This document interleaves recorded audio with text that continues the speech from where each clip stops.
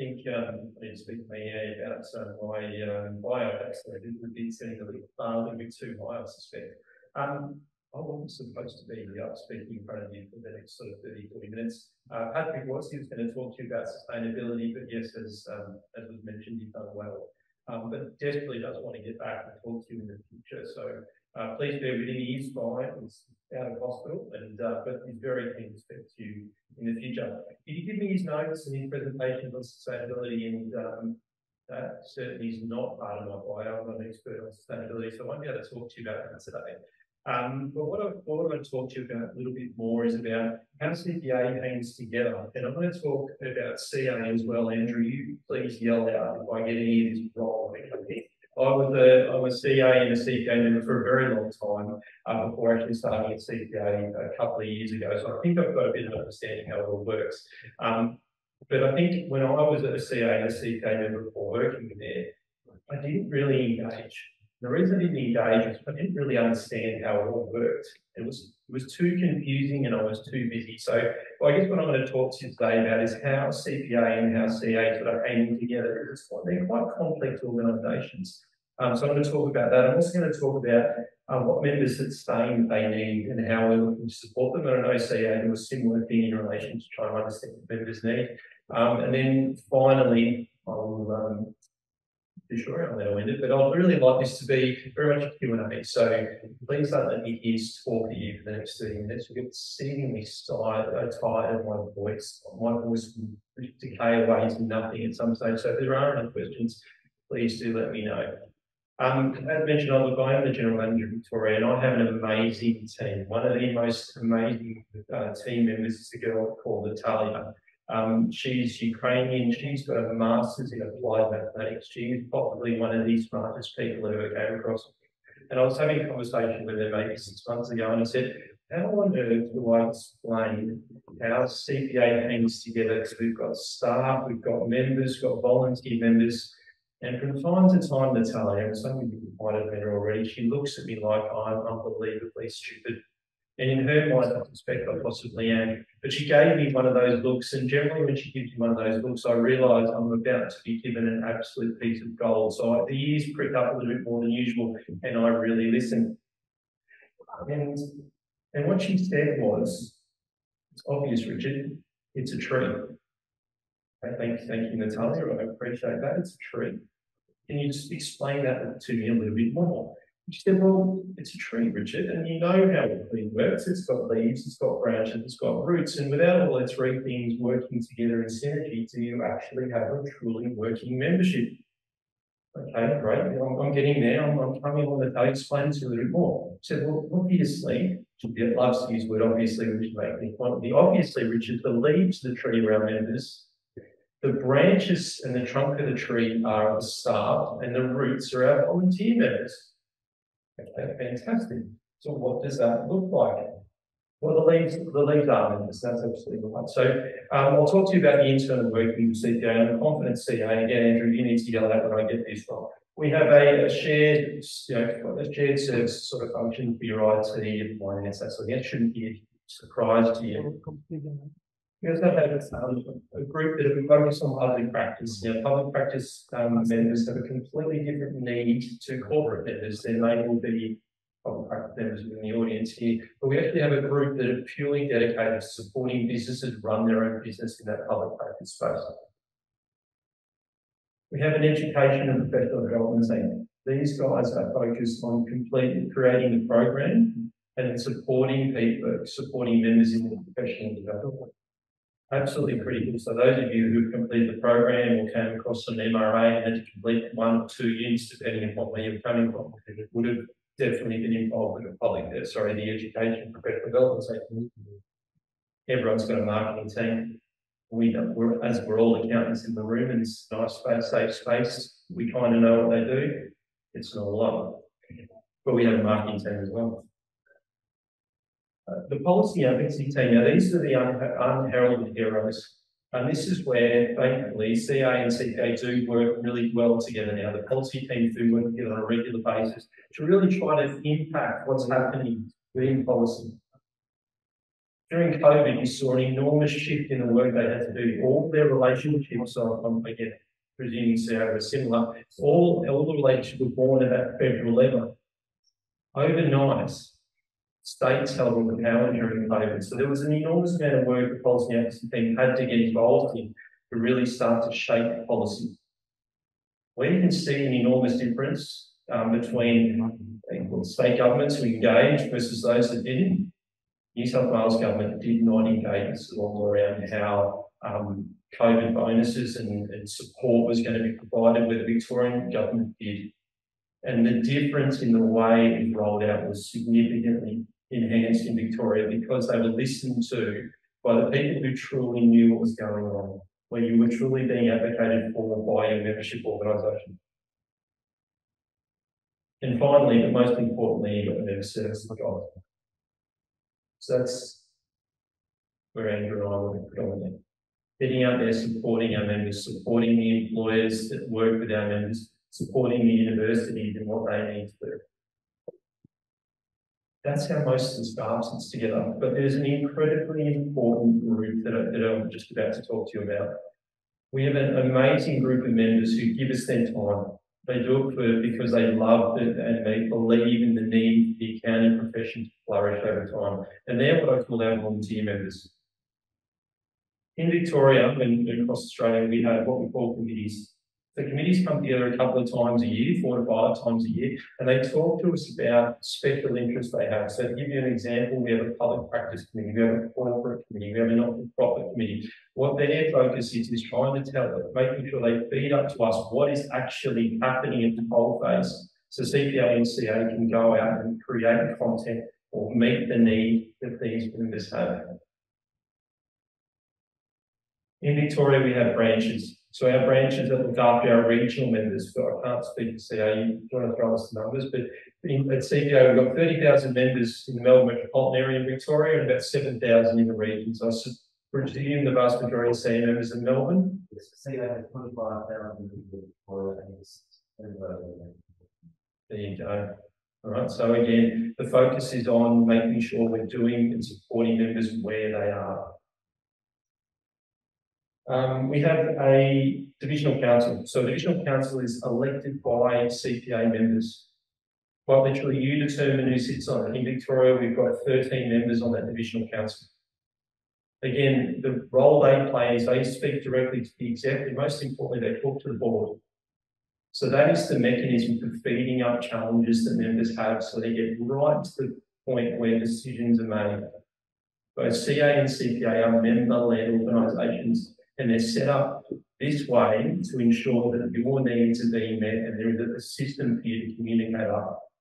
So if you're having things that you're not getting what you need from your membership, go through the different mechanisms, be it a committee or a branch or a divisional council, so you are being heard. It's really important that you're being heard. So we're delivering on what you need because we are here for you. Without you, we are non-existent.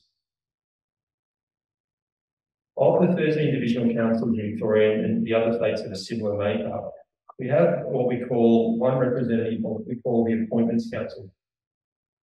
So the Appointments Council, they literally determine who sit on the CPA board. They go through the process of recruiting, the recruitment process, going through interviewing board members, and have the final determination who sits on the board. Because who sits on the board determines the level of service you get and the focus areas of each of the organisations. Vacant interest, your next divisional council election, when do you want elections in? October, ours are in November, ours are in October as well, so similar timing. Make sure you get in and vote. In Victoria, we've got a very diverse council, diverse across the sectors that they represent, the age demographics, and also the diversity and inclusion as well. Absolutely critical that you are represented by someone on that council, so please do make a decision and vote. So Oh, there we go. So I thought to talk about divisional council. So you can see PCA's in the middle of our structure. We've got Victorian Divisional Council itself. We've got 8 committees with 7 branches, and we've got 55 discussion groups, of which the ICAI CPA discussion group is one of them. And we're very happy to tell you guys are one of the most active of the lot. There are different committees. So you can see the vast majority of your needs are met there. The most recent one we brought in was the Innovation and Technology Committee. And you saw through the AI presentation earlier today how important that element is going to be supported for our members going forward. The technology is moving so quickly. So having a group of 10 people that are absolutely committed to understanding that sector and providing content to the broader membership is critical. And that's a role they're playing. You can see the others are there as well. In relation to branches, well represented, all the way from Mildura through to Gippsland, through to Longmore. I thought I'd show you this one as well, and the reason I thought it might be of interest to you is every year, and I presume CA did the same, is we actually we go out and ask members what they want through a survey, and these are the results. And the reason I want to show you the results is if you're running a team or you're part of a team, what members are saying to us, they're probably thinking you need to help them with as well. There's a lot of information up there, but the 3 major categories haven't changed. They've just changed the weightings over the last 3 years. These are the results from the end of last year. They're the major 3. So members want support in furthering their career. We're all accountants in this room, predominantly accountants in this room. I'd argue we're not great at celebrating successes. We're always chasing the next thing, or they're right there. Everyone's still looking for the next career move. And they're wanting support from their association or membership to do so. Ensuring we have a really strong reputation is absolutely critical as well to our members. If you hold a CA or a CPA designation, but it's not held in the highest esteem, it doesn't help you. So making sure that's up there. And I'm sure Andrew will agree. The third one, there is a group of members that don't want anything from us. They're happy with their 2 or 3 letters at the end of their name. I used to be one of them. And they just want to have it really, really easy to transact on you when they pay their membership. The reason I was that member before I started at CPA was I thought CA and CPA were there to catch me out of my CPD requirement. I didn't actually realise they were there to help and support my career. Spent a small fortune and got no value apart from the letters at the end of my name. I still saw value in it, please don't get me wrong. But do look to your membership for guidance around not just policy and advocacy and these sort of things, but career development, how to upskill yourself. There's mountains of content on there in relation to AI and how that's going to impact it.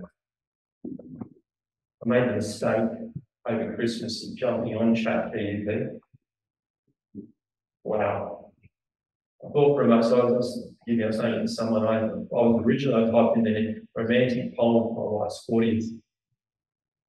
My goodness, I was romantic about it. Like that was amazing. I made a few tweaks in the way it was and it got sent off and she thought I was brilliant. She also wondered if she married someone else instead of me. But then I thought, what else does this thing know? And I put in a really basic bookkeeping type transaction. Sales, cost of goods sold, profit. Give me the journal entries. Here's a chart of account, back into a chart of account. 100% accurate. That scared the life out of me. And then I thought, hang on, it shouldn't scare us. That's great. That's taking away the menial, boring tasks and pushing us higher and higher up the value chain. This is an enormous opportunity for us. As long as accountants, we can remain critical thinkers and value adders. That's what our role is going to evolve to. We shouldn't be scared of AI. We need to embrace it. The faster we do, the better we're going to be. We, Andrew and I and our team, spend a bit of time out in universities and in high schools as well. And some of the stuff that comes back is that there's a dearth of accountants going forward.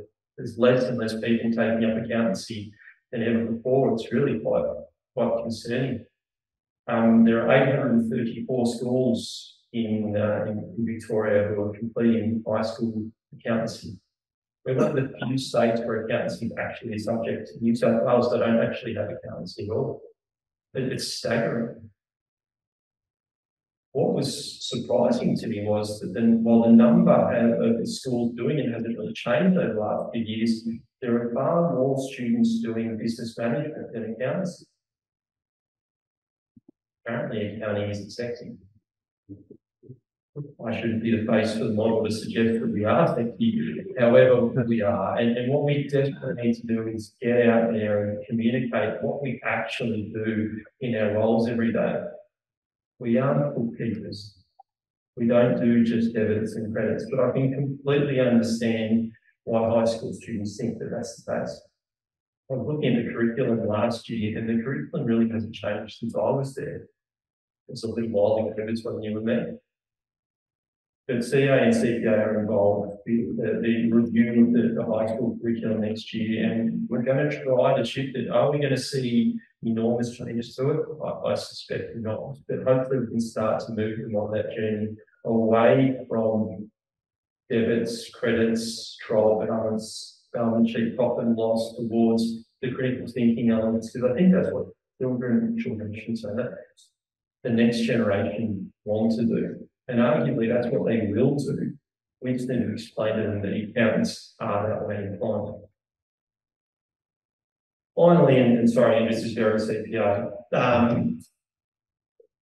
Last year we went through a company strategy review, and a number of members were involved. I think we had over 300 members in Victoria involved in the co-design of CPA's strategy going forward. And the outworking of it was these 4 pillars.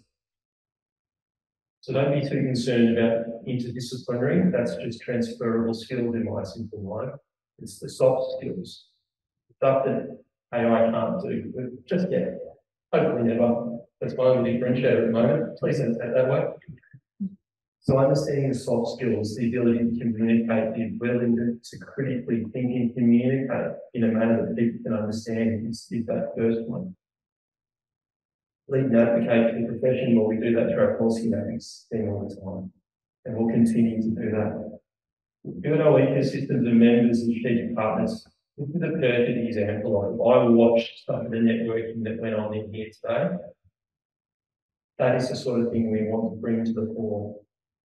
To see some familiar faces from our Diwali events last year was great. So it's great to see that there is a real community. We need to grow that community and welcome more and more people into it. And we'll look to do that. And finally, the last one is attract new members. And when I think about attracting new members, I don't think CA or CPO, I think about bringing people into the business community.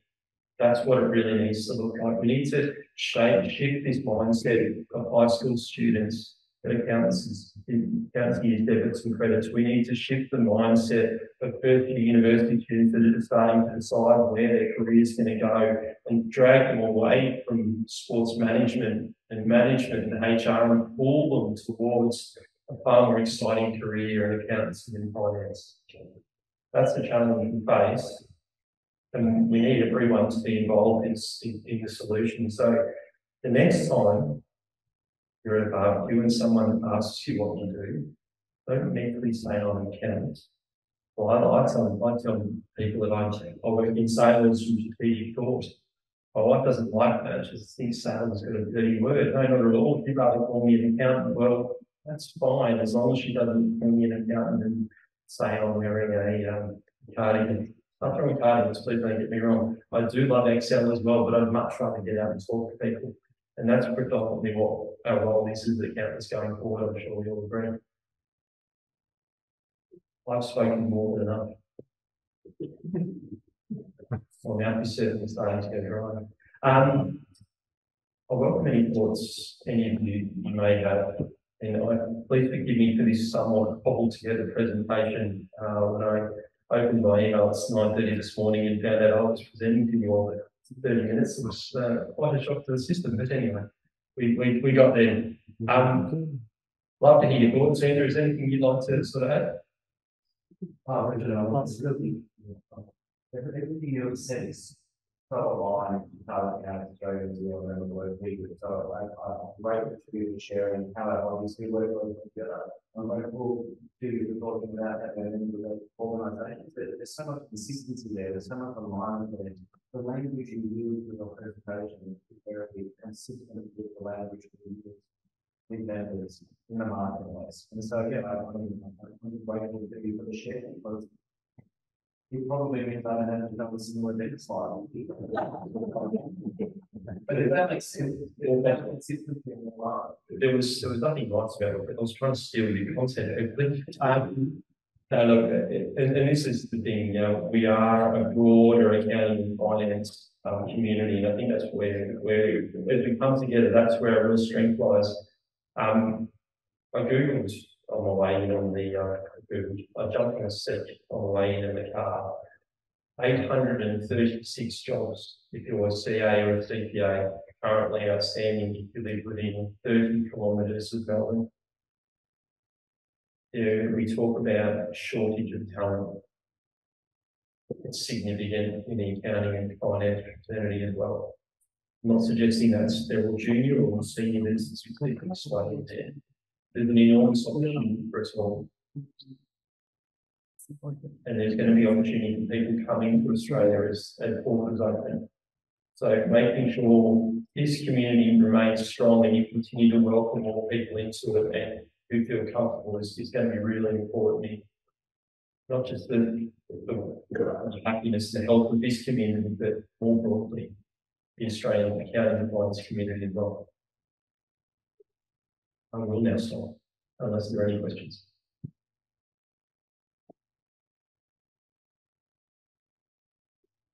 I just wanted to tell you that when you mentioned about the shortage, what do you think are the potential solutions to have more accounting students in this profession?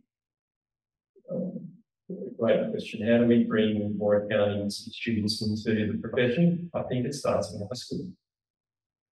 We've done a little bit of work to understand who are the influences of kids at high school.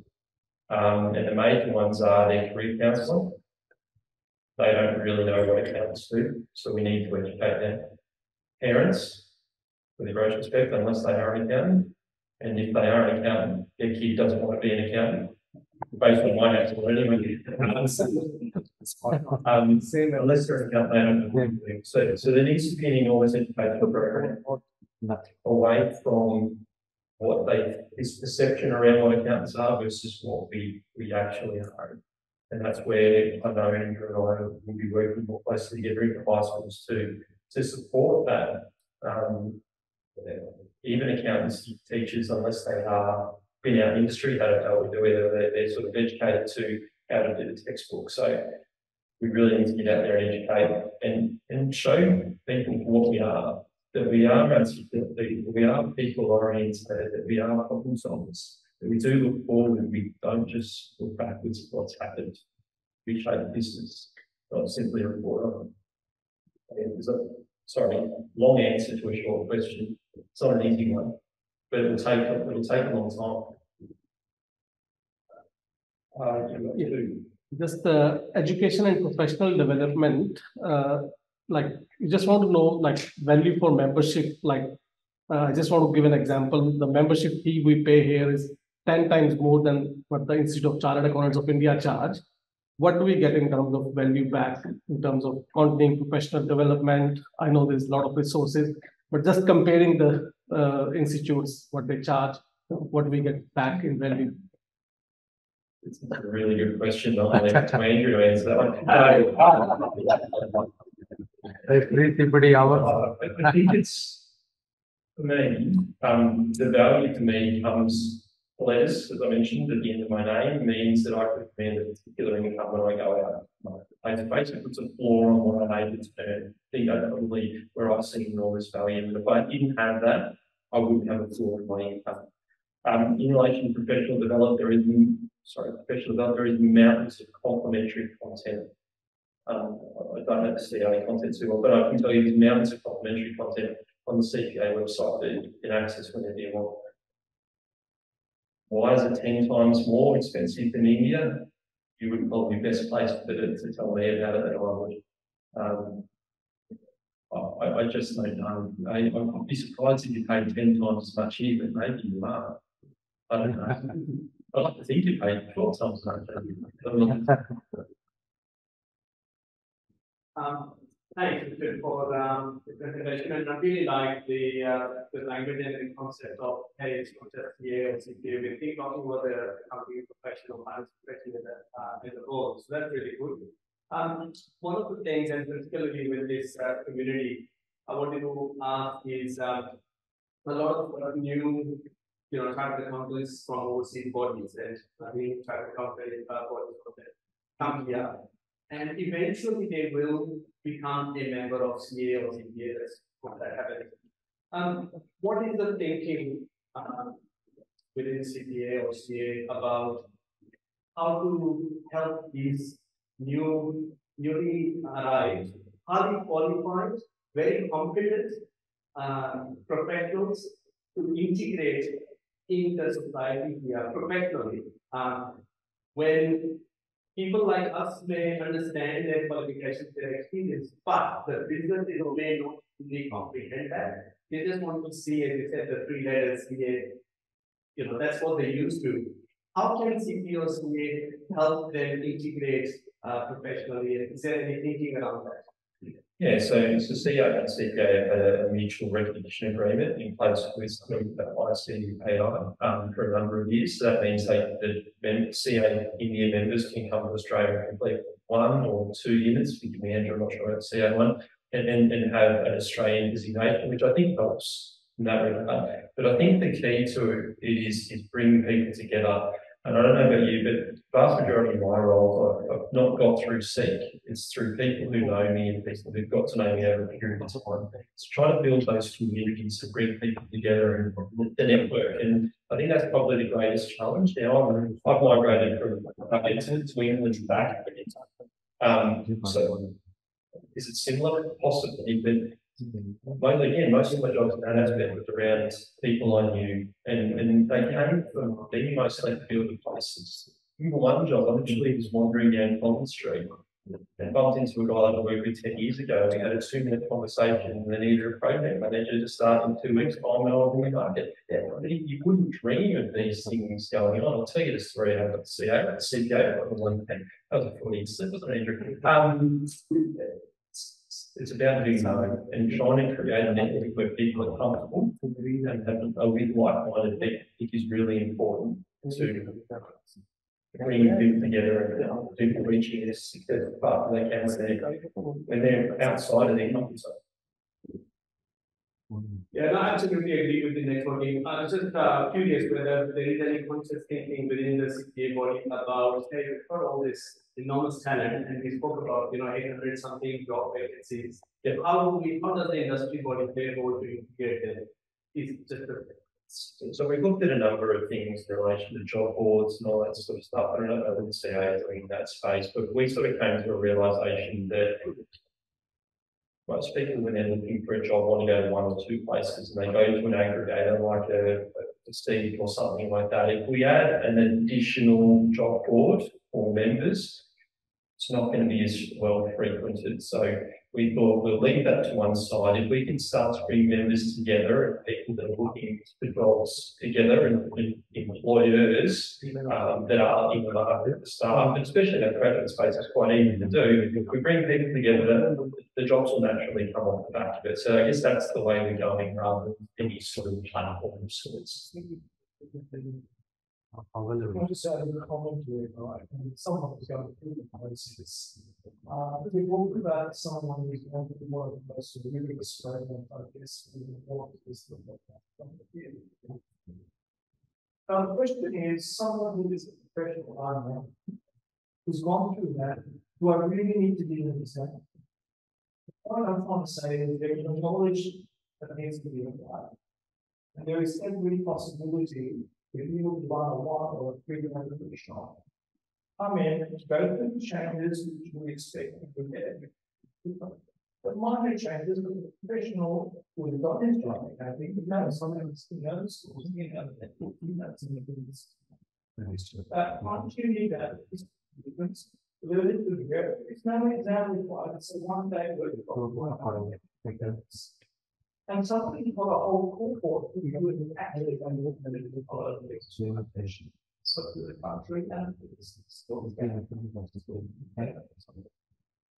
We can sort of, we can keep the thoughts around how to make it easier in many ways. And, you know, I tend to agree if someone's sort of got 10, 15, 20 years experience, it should potentially be a slightly lower bar than someone that's got 2 or 5. Will we get to that point? Possibly, but we're not quite there yet. So at the moment, it is an exam. It is 5 years. the exam is any professional we go to, it's outdated. We can get into the workings of education and talk about it for hours, but it's I tend to agree. I'm a perfect example of someone who knows nothing but very, very good at passing exams. As an accountant, we are quite rational and conservative. Although we have very good technical skill on bookkeeping, accounting, finance, financials, and those ones we have. But one of the critical skills for the future we need to have a very successful corporate career to the board and add the value to the board. Yeah, so this is something that's certainly coming up when we're talking to a lot of employers going up graduates, and graduates are very hard to come by, and they're saying to us, I don't need them to have done an accountancy degree. What I need them to do is culturally align the organisation they're in, to be really strong communicators, have a real desire to do it, and have a problem-solving mindset. So I guess they're the 4 things that employers saying to me on a regular basis. Is there anything else there? No, I think the line was what I said.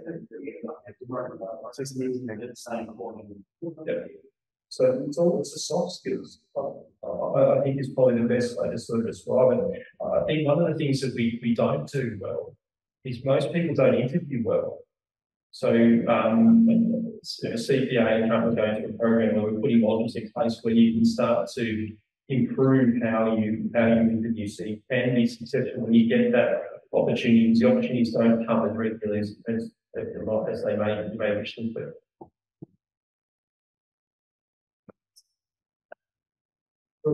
Thank you all very much. It's lovely to be here. I've really enjoyed getting to know you all a bit more, and any questions I'll duck out and hand back over. I believe our guest has made it. You look fresh faced. Well done. Very nice. I see all this, whatever you're putting. We know this is Very good. Very good. Thank you very much, Rob.